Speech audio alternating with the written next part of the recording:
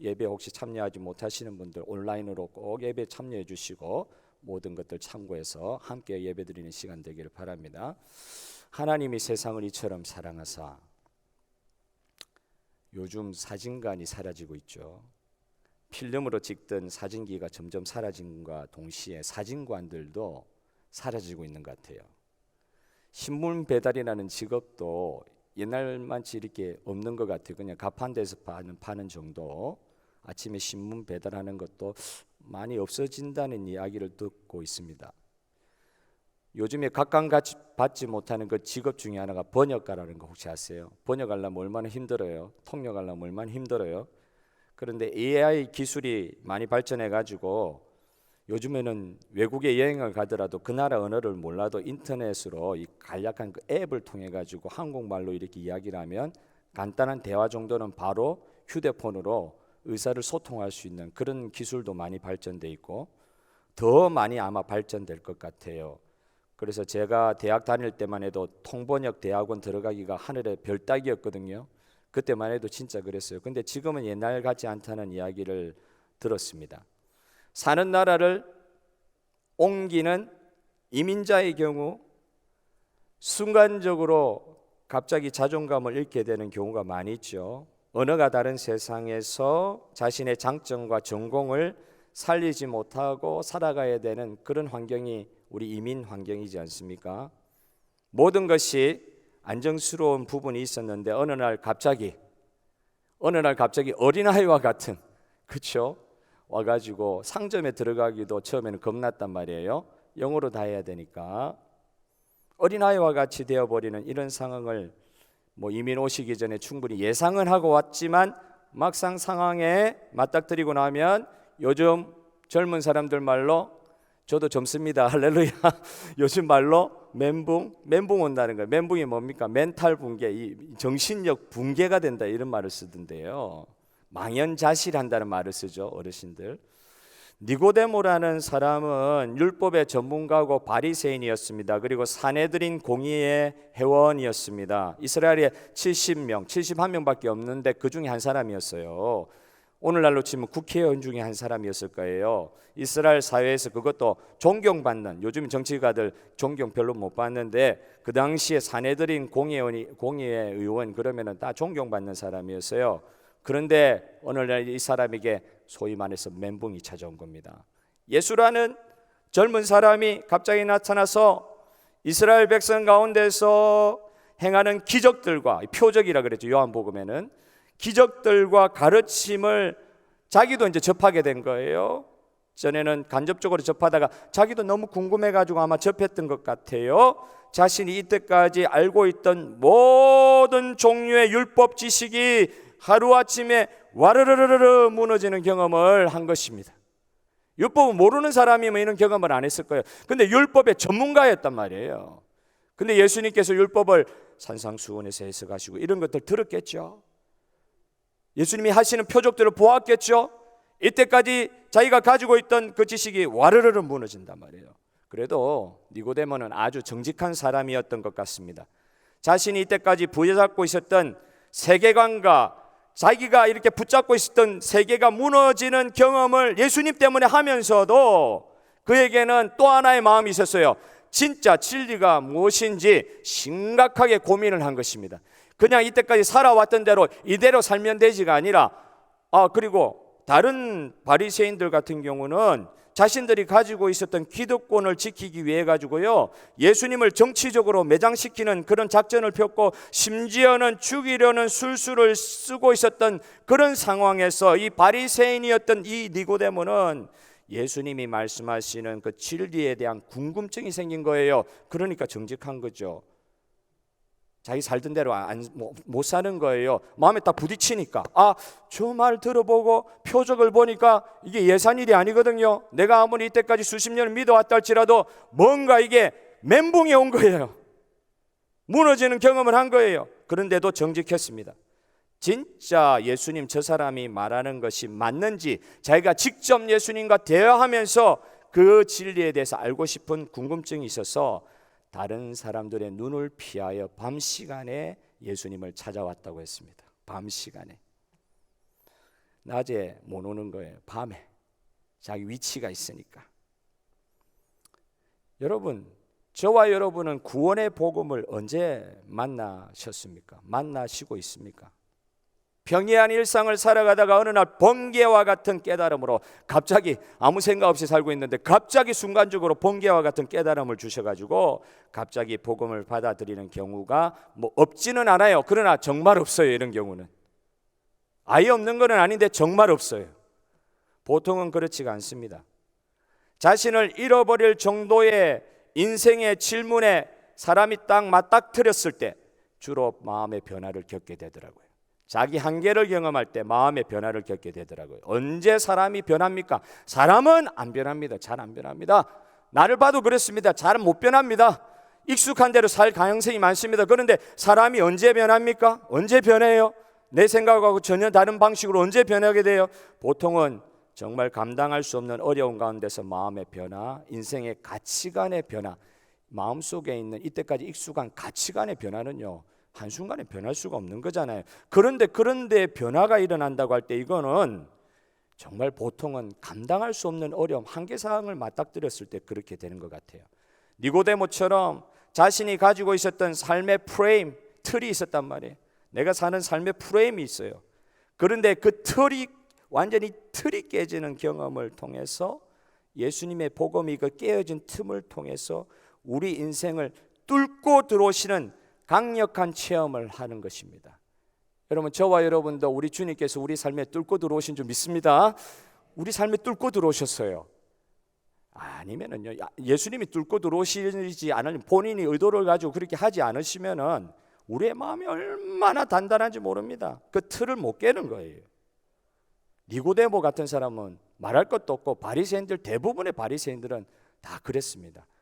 탕탕 다 튕겨나가는 거예요. 아무리 주옥 같은 말씀이 선포되어도 뚫고 들어오지를 못하는 거예요. 예수님이 힘이 없어서가 아니라 주님은 밖에서 문을 두드리시죠. 그냥 비해짓고 들어오실 것 같은데 보통 그러질 않으세요. 문을 두드리세요. 어떤 사람이 문을 열 가능성이 많느냐? 인생의 삶에 이때까지 생각했던 틀이 무너질 정도로, 새로운 생각을 해야 될 정도로 위기 상황, 한계 상황을 경험했을 때 보통 주님께서 우리에게 마음의 변화를 일으키시는 그런 부분, 그런 시간인 것을 우리가 이때까지 체험했습니다. 자신의 살아온 삶의 틀이 깨어지는 경험을 하는 것입니다. 내가 이때까지 아무리 내 방식대로 잘 살아왔다 할지라도 바리새인들이 얼마나 잘 사는 사람들이었습니까? 굉장히 존경받는 사람들이었습니다. 그런데 예수님 때문에 자기가 이때까지 살아왔던 삶의 틀이 깨지는 경험을 한 거예요.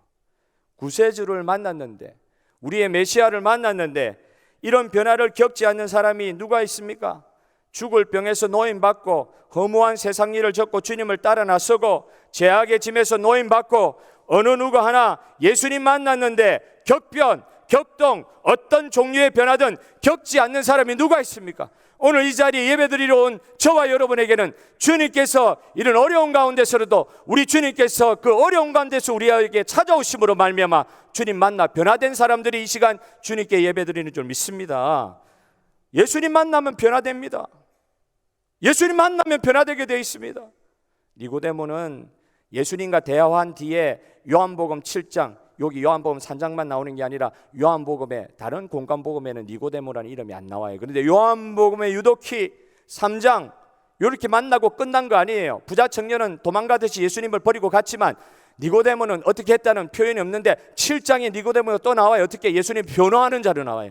많은 사람들이 예수님 잡아 죽이자 할 때에 바리새인 중에 한 사람인 니고데모가 일어나가지고 어떻게 분간도 못하고 판단도 못하고 말씀으로 판단하지 못하고 이렇게 사람을 정죄할 수 있느냐? 그럴 수 없다. 예수님을 변호하는 유일한 바리새인으로서 니고데모가 일어나서 이야기하는 걸 봅니다. 나중에는 19장에 예수님의 못 박혀 돌아가시고 나서 엄청난 약의 향품을 사가지고 니고데모가 또 누구의 아리마대 요셉과 함께 예수님의 장사를 치르는데 아주 중요한 역할을 했다는 거 여러분 아십니까? 이 뒤에 예수님 만나고 나서 두 번 더 등장하면서 그가 마음의 변화를 받고 결국은 예수님을 구세주로 믿는 믿음의 이런 것으로 추측할 수 있는 장면들이 나오는 거예요. 개인적으로 멘탈 붕괴의 현장이 니고데모의 경우에 믿음을 가지게 된 계기가 된 것입니다.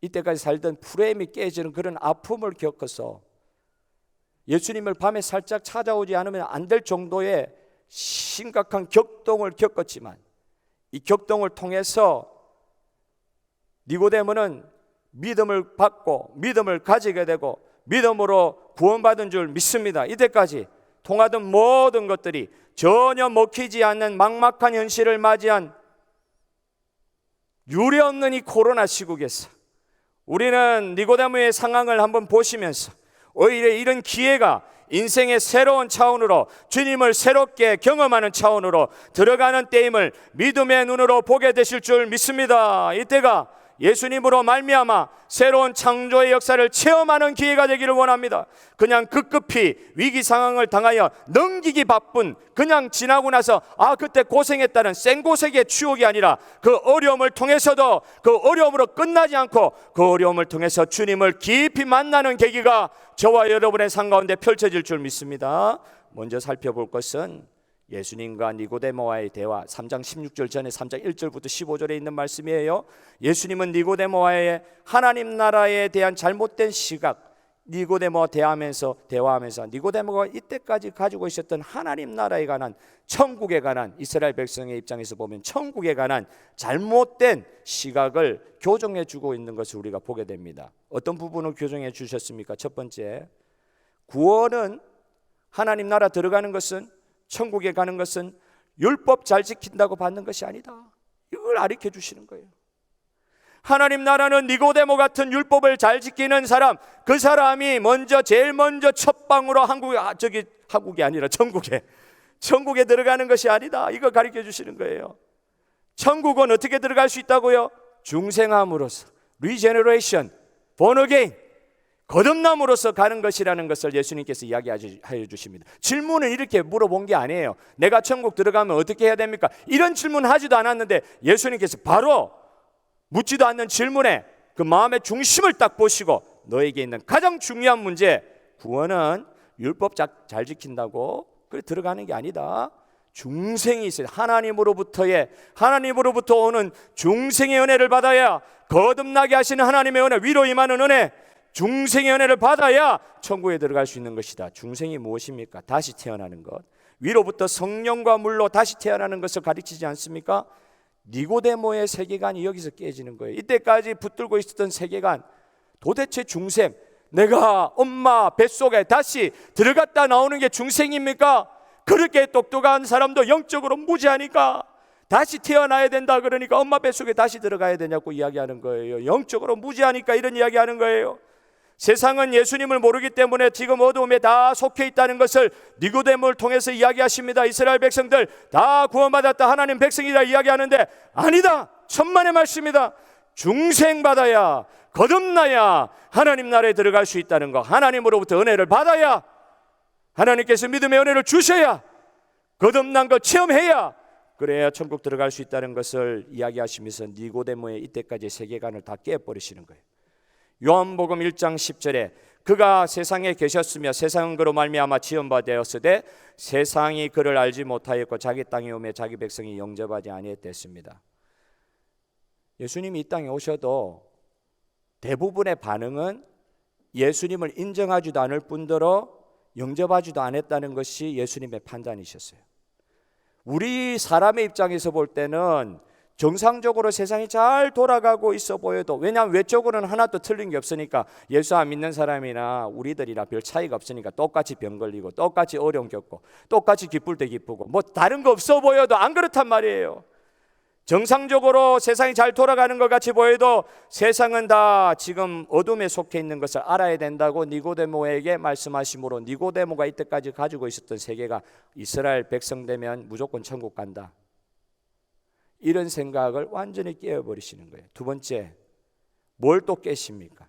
구원은 철저히 개인적인 것이라고 가르쳐 주시는 거예요. 구원은 뭐라고요? 따라합시다. 철저히 개인적인 것입니다.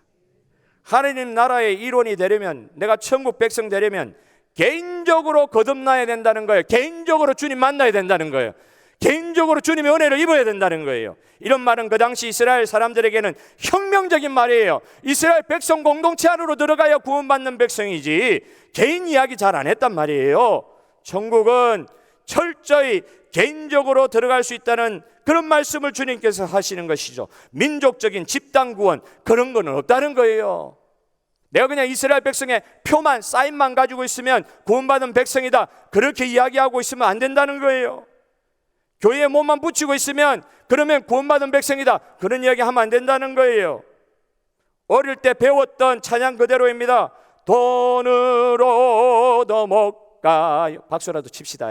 돈으로도 못 가요 하나님 나라, 힘으로도 못 가요 하나님 나라. 거듭나면 가는 나라, 거듭나면 가는 나라, 하나님 나라. 믿음으로 가는 나라, 하나님 나라. 벼슬 넣어도 못 가요 하나님 나라. 지식으로 못 가요, 지식으로 못 가요 하나님 나라.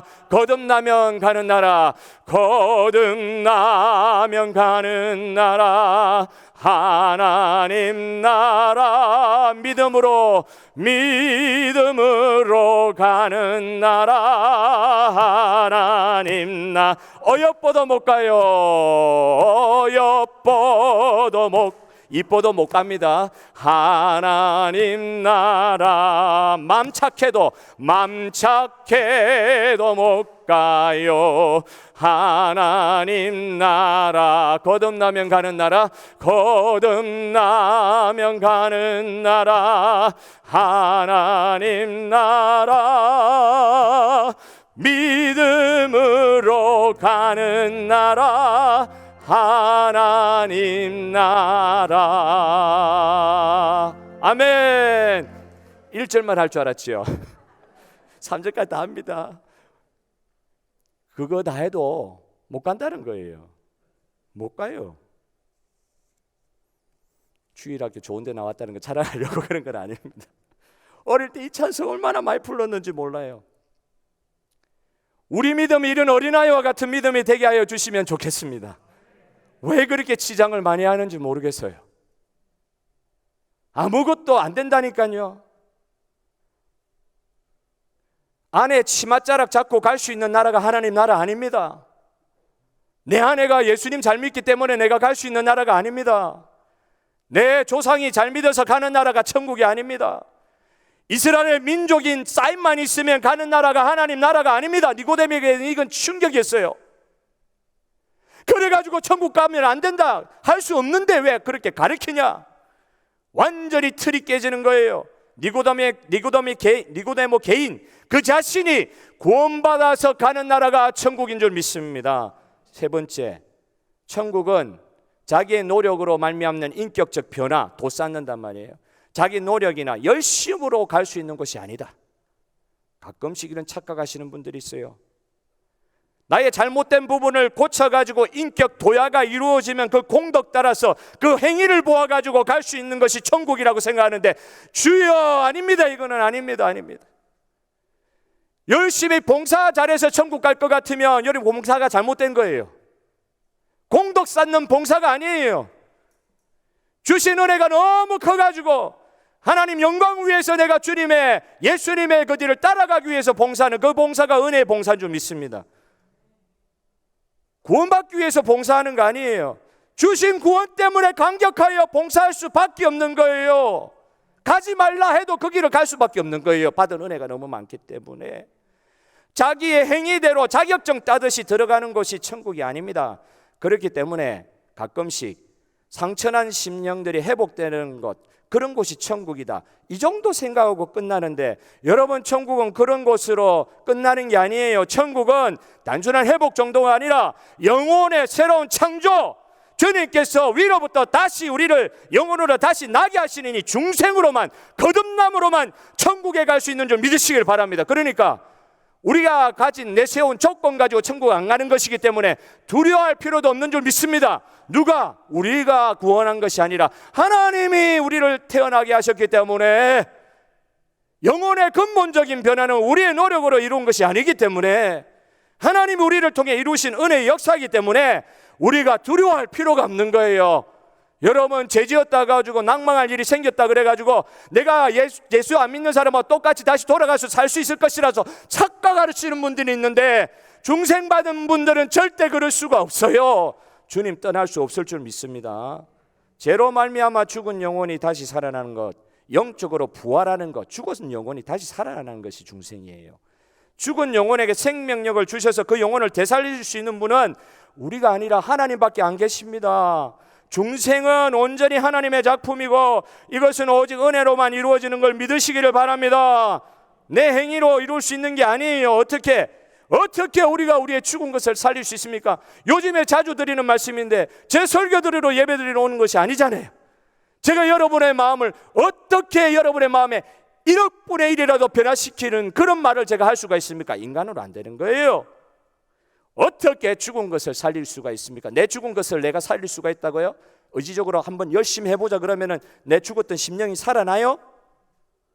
여러분, 이런 문제는요, 우리가 할 수 있는 게 아니에요. 하나님만 하실 수 있습니다. 우리에게 이 일을 이루신 하나님만 찬양받으시기를 원합니다. 바람은 눈에 보이지 않지만 나무나 가지의 흔들림으로 그 존재를 알 수 있듯이, 성령으로 되어진 일은 눈에 보이지 않지만 분명히 그 결과가 있습니다. 근원적인 생명의 변화로 기쁨이 없던 사람이 기쁨의 사람으로, 매사에 부정적이고 생각이 많던 사람이 생명 안에서 살아있는 복음의 긍정의 태도의 사람으로, 날마다 상처 주기, 내 상처가 있으니까 내 상처 해결이 안 되니까 다른 사람도 나같이 상처 받아야 된다고 생각하는지 모르겠는데, 내 상처 해결되지 않으니까 날마다 상처 주기 바빴던 사람이 어떻게 자기 안에 있는 근본적인 성령의 변화로 말미암아 내 입에서 생명의 말이 나오기 시작하는 것입니다. 할렐루야! 습관적으로 어두운 일에 익숙한 사람이 하나님께 마음을 두고 하나님께 나오려고 하는 열심이 생깁니다. 할렐루야! 오늘 우리가 읽은 요한복음 3장 16절을 모르시는 분은 없으실 겁니다. 다 같이 한번 암송해 봅시다. 하나님이, 시작. 하나님이 세상을 이처럼 사랑하사 독생자를 주셨으니 이는 그를 믿는 자마다 멸망하지 않고 영생을 얻게 하려 하심이라. 요한복음 3장 16절이 성경의 한마디 요약이라고 이야기하시는 분도 계십니다. 그런데 이 3장 16절이 어떤 사건 뒤에 나온다고요? 니고데모와 예수님의 대화한 사건 바로 뒤에 나오는 말씀이에요. 이 3장 16절부터 21절까지 사도 요한이 하는 첨언이라고 이야기하는데, 사도 요한복음 1장에 예수님에 관한 것을, 예수님의 탄생 기사라든지 사도 요한의 세례 요한의 출현 이렇게 이야기로 시작하지 않고, 요한복음 1장은 예수님에 관한 서시로 시작하잖아요. 자기의 묵상, 받은 바 계시의 묵상을 가지고 시작합니다. 요한복음 3장 16절도 그런 것 같아요. 이런 이야기를 하고 나서 요한이 덧붙이는 게 무엇입니까? 니고데모와 예수님의 대화 이후에 덧붙이는 게 무엇입니까? 첫째, 예수님께서 우리의 구원을 위해서 무엇을 실제로 하셨는지, 중생받아야 구원받는다 했을 때 그 중생은 누구를 통해서 오느냐? 예수님의 하신 일 때문에 이런 일이 일어날 수 있다는 걸 설명을 하고 있어요. 두 번째, 이에 대한, 이 예수님이 하신 일에 대한 인간들의 반응을 설명하고 있습니다. 첫 번째로, 하나님은, 예수님은 우리를 위해서 무엇을 실제로 하셨습니까? 하나님이 우리를 구원하신다고 할 때 이것은 말로만 하신 말잔치가 아니셨습니다. 수천 년 동안 예언하고 아무 일도 일어나지 않았다, 마침내 때가 참에 이루어진 줄 믿습니다. 그냥 말로만 끝난 게 아니에요. 성취된 거예요.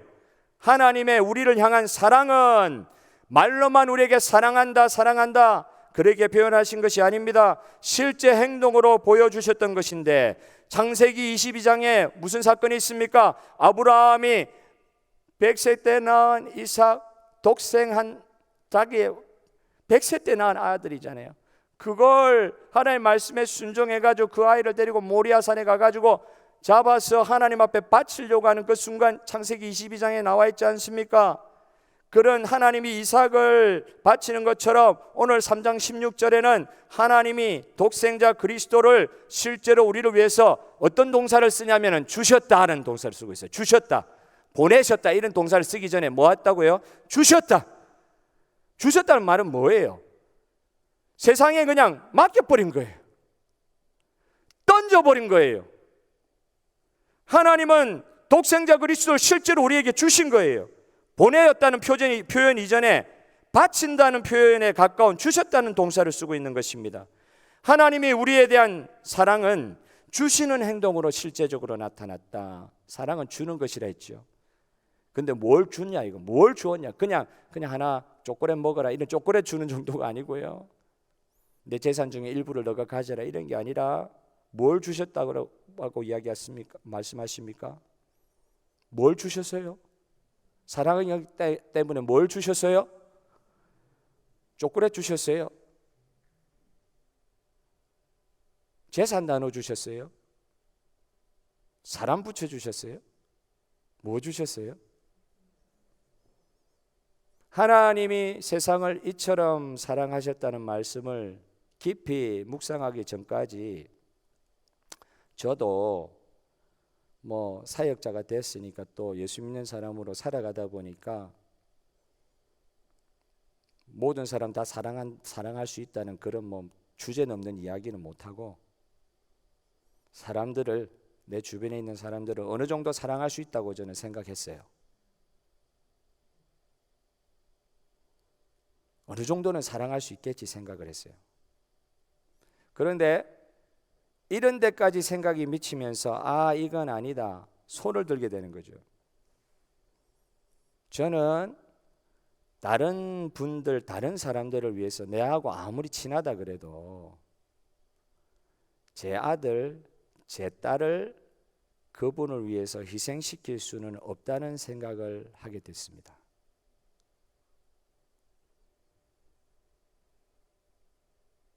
내가 당하면 당하지 제 자녀들이 무슨 죄가 있어요? 내가 그냥 당하면 되지 자녀들을 왜 희생시켜요?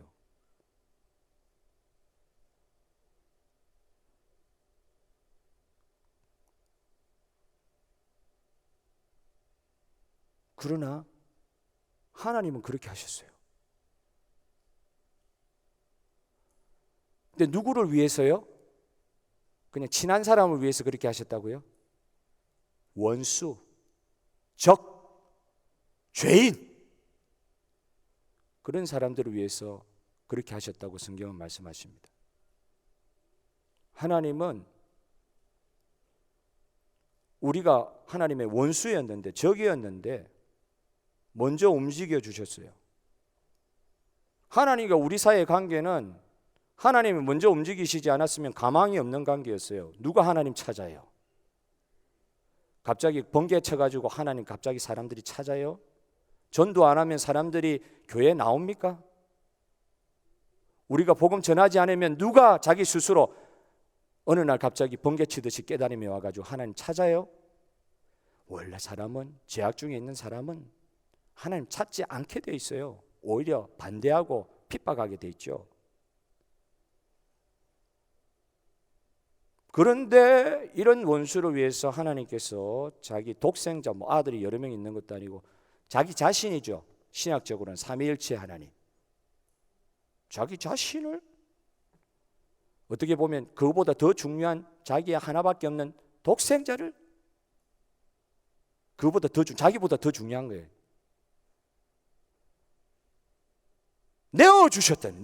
던져버린 그냥 죄악의 영역이 그냥 던져버렸어요.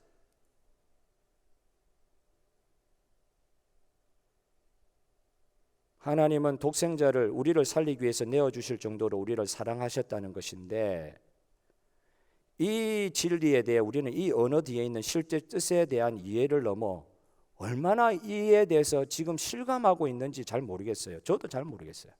실감하고 있는가 이 진리에 대해서. 항상 우리에게 변화가 없는 것은요 그냥 익숙한 대로 살아가는 이유는 남의 이야기라고 생각하니까 그런 것 같아요. 자기 체험이 없으니까 항상 익숙한 대로 살아가는 것 같습니다. 남의 이야기가 돼 있으니까. 저 은혜로운 이야기도 내 my story가 아니라 남의 이야기니까 그냥 고개만 끄덕이고 있는 것이잖아요.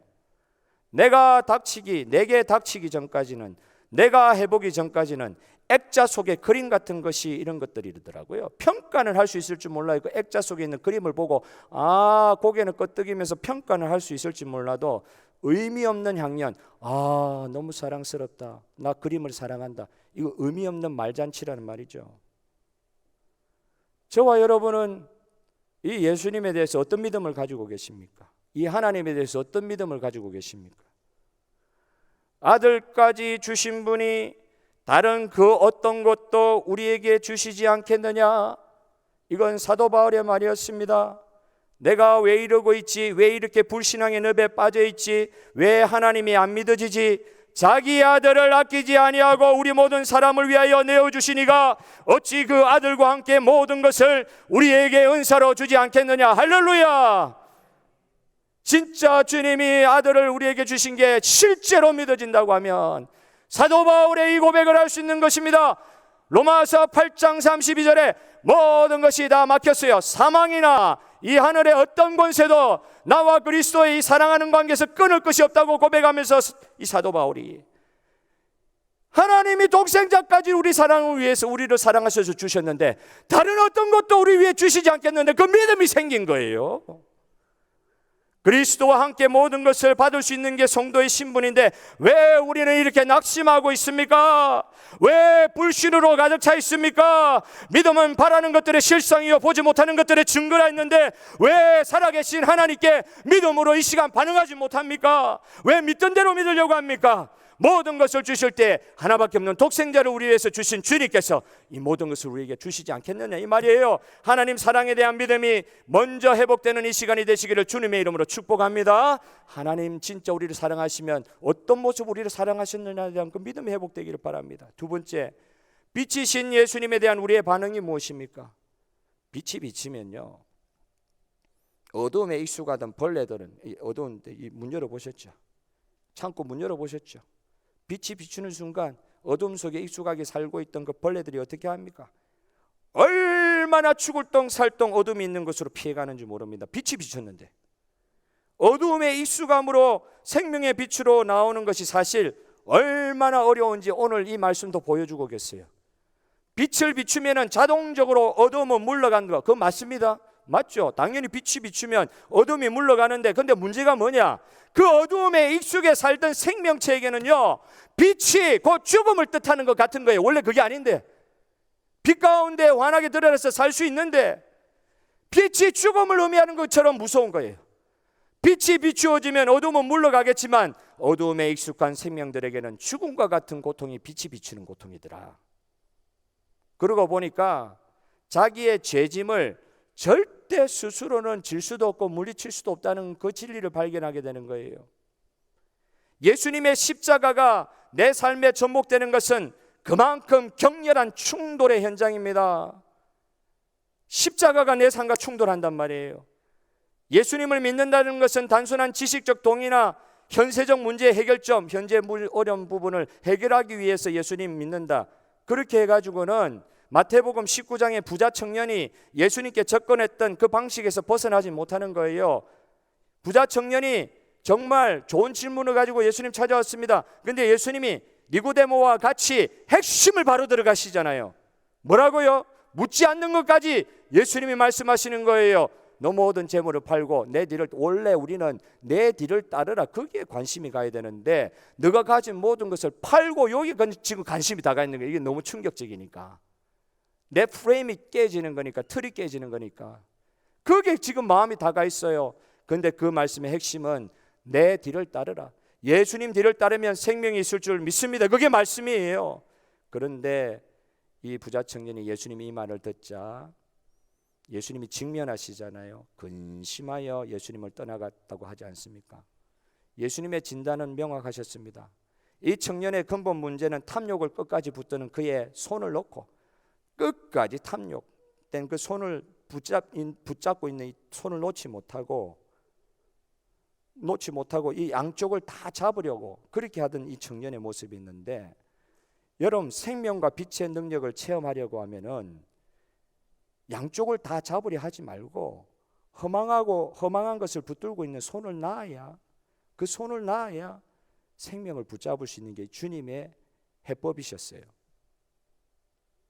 우리는 속지 않아야 됩니다. 비단에 거하며 사는 것이 얼마나 더 좋은 일인지 체험해야 될 줄로 믿습니다. 이건 체험해야 되는 거예요. 왜 어두움의 세계에서 벗어나지 못하느냐? 빛의 세계를 경험하지 못한 상태에서 체험하지 못하니까 빛에 살면은 이게 훨씬 좋은 거구나, 차원이 다른 거구나, 이런 은혜를 체험해야 되는데, 어두움에 익숙하다 보니까 어두움에 있는 걸 자꾸 붙잡고 빛으로 가려고 그러니까 실제로는 빛의 놀라운 은혜의 체험을 못하는 것이죠. 우리가 어두움 속에 더 머무르려는 이유는 빛이 비추므로 자신의 치부가 드러난다. 빛이 드러나면 어둠에서 행했던 것이 막 드러나거든요.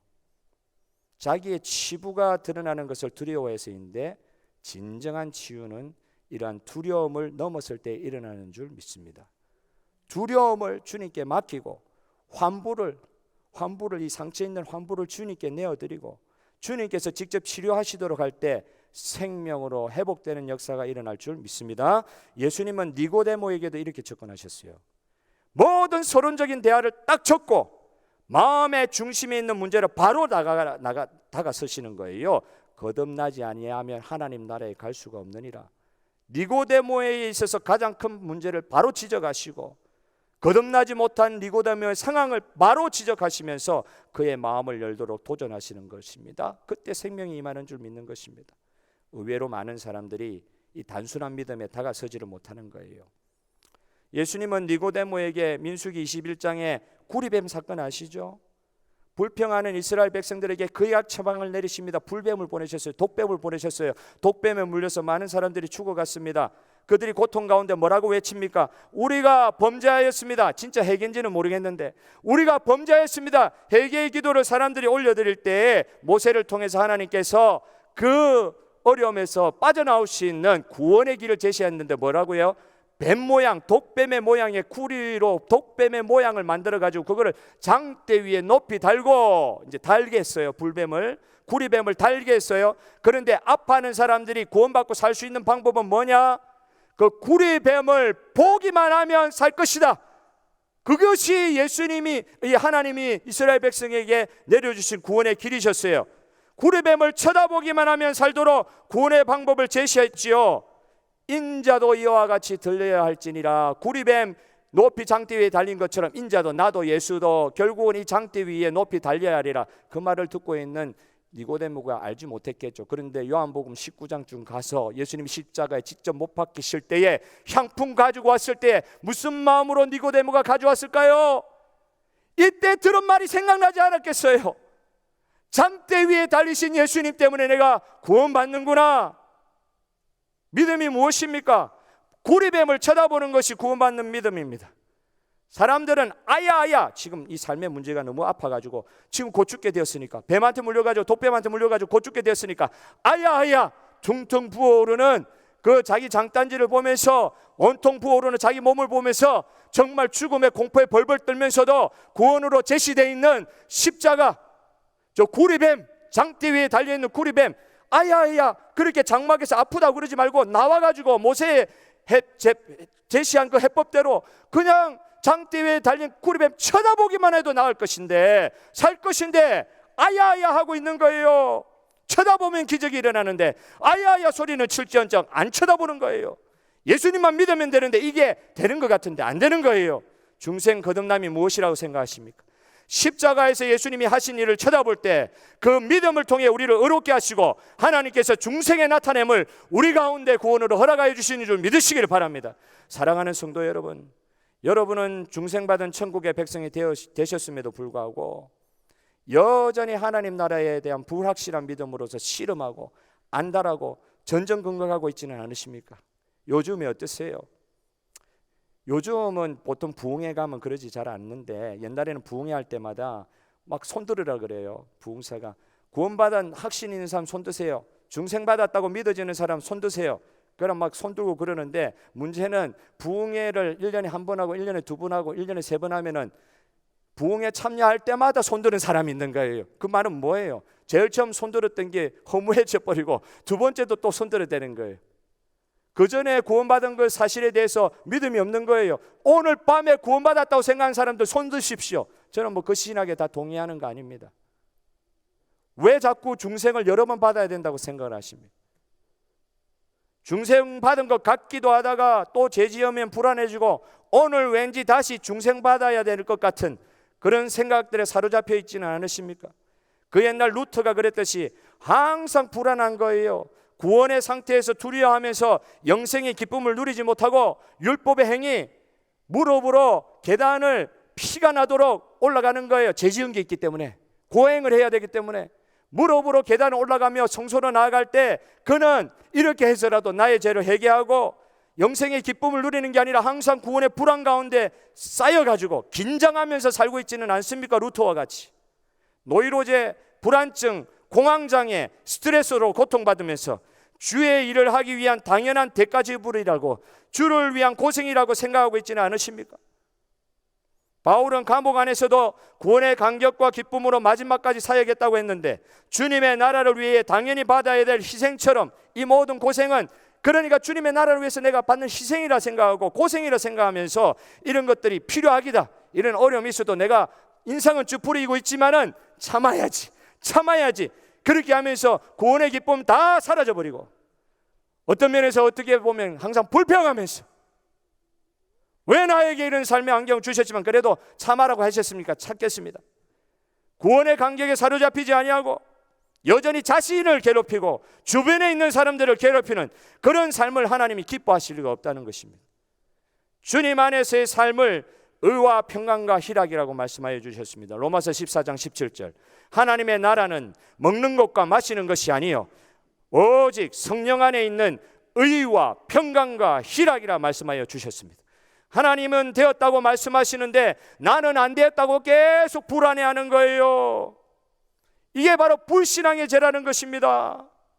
이 시간 이 불신앙의 모든 어둠에서 완전히 해방받는 주님의 구원, 영생의 소망이 확실한 이 시간, 주님만을 찬양하는 이 시간 되기를 원합니다.